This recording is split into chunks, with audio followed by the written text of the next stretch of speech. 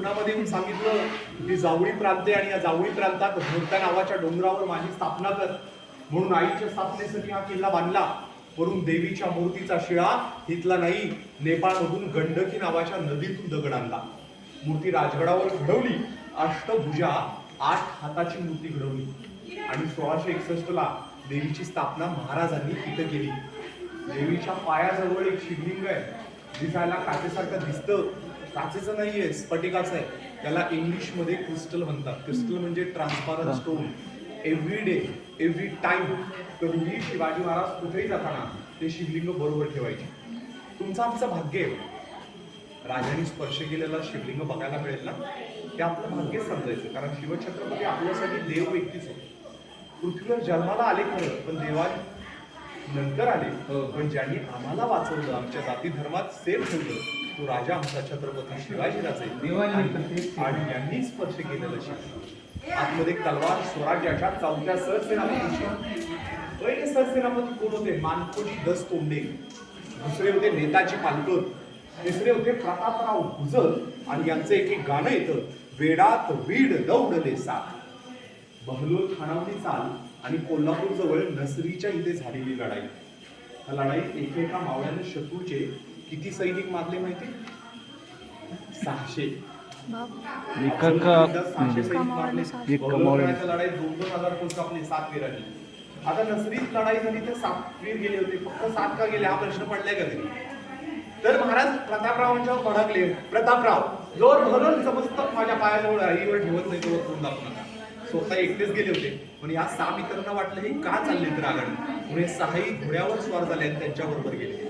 आणि पण हे 6 ज्या वेळेला गेले ना, ते 7 झाले आणि भरोल खानाला समोर उभे राहिले. भरोल भरोल भरोल तुझं मस्त खावाय असं म्हणणारे प्रतापराव म्हणतात, मस्त खावाय त्याला बहलोल खान थरथर कापायला लागला. तिने 2-2 हजार फौज कापून 60,000 सैन्य पार करून बहलोल खानाच्या पुढ्यात उभे राहिले होते. आणि त्या बहलोलनं हाताचा रुमाल टाकला, तीर चालवणाऱ्यानं तीर चालवला आणि ते प्रतापराव गर्दीस मिळाले. 7 वीर गर्दीस मिळाले.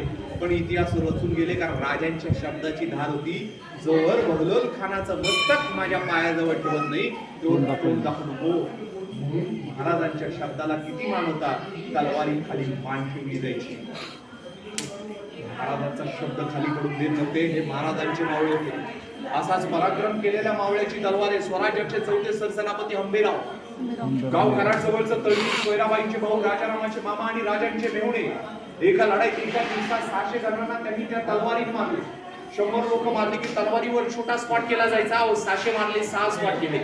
तुम्हाला मगाशी सांगितलं, कोयनेच्या काठावर जावळीच्या ओठावर युद्ध झालं. तर महाराजांचे मावळे 9 नोव्हेंबरच्या रात्री जावळीतल्या जंगलांमध्ये लपलेले. झाडी झोपात बसले. शिजोरी बरोबर होती, ना जेवण ना पाणी. असलेली शिजोरी पण जेवायची इच्छा नाही. तुम्हाला माहिती आहे, एखाद्या दिवशी आपल्या घरात दुःखद घटना घडली तर जेवण जात नाही. अफजल खान म्हणजे दुःखच होतं. आपला राजा भेटायला जाणार आहे, त्याचं बरोबर झालं तर स्वराज्य थांबेल याचा विचार मनात गदारोळ घालत होता. त्यांना एकच भूक होती स्वराज्याची. ज्यानं आपल्या आया बहिणींची अपूर्ण विक्री, ज्यानं गावं उद्ध्वस्त केली, ज्यानं देवळं उद्ध्वस्त केली, ज्यानं गायीच्या रक्ताचे सडे वाहिले, या शत्रूला संपवण्याची भूक होती. आणि याच भूकेच्या जोरावर शत्रूचे 11,000 फौज कापली त्या कोयनेच्या काठावर. जावळीचं युद्ध जिंकलं. महादेव गर्जना करत तोफा नगाऱ्यांच्या आतिषबाजी गडावर होत राहिल्या. 5 तोफांच्या आवाज झाल्यानंतर मावळ्यांना संदेश पोहोचला की राजा गडावर सुटून पोहोचलाय. पण या 5 तोफा कधी वाजवायच्या होत्या? महाराज गडावर पोहोचल्यानंतर. त्या वाजल्या कधी? सकाळी. भेटले कधी? दुपारी 2ला. आणि अफजल खानच चलबिचल झाला. महाराजांनी विचारलं, कशाला तोफा नगारे वाजवता, युद्ध चालू केलं का काय? महाराज म्हणाले, खान साहब आपके स्वागत के लिए तोफ नगारे बजा रहे, लेकिन ज्या जावळीच्या जंगलात युद्ध चालू होतं त्याचा आवाज खानापर्यंत पोहोचला नाही पाहिजे म्हणून तोफा आणि नगारे वाजवत होते. म्हणजे खानाला कळलं नव्हतं, त्यांनी आपलंच वाजवलं. कारण शिवछत्रपतींच्या मावळ्यांचा लढा होता स्वराज्यासाठी. स्वराज्यासाठी लढत होते. शत्रू सैनिक कशासाठी आले तर फक्त पैशासाठी. महाराजांचे मावळे लढत होते स्वराज्यासाठी. आतापर्यंत तुम्ही छत्रपतींचं नाव घेतलं शिवाजी म्हणून, कधी नाव उलट करून बघितलंय का? बघा, जीवाशी खेळणारा राजा म्हणजे आपले छत्रपती शिवाजी महाराज. चला मंदिरात जाऊ. चप्पल काढायकडे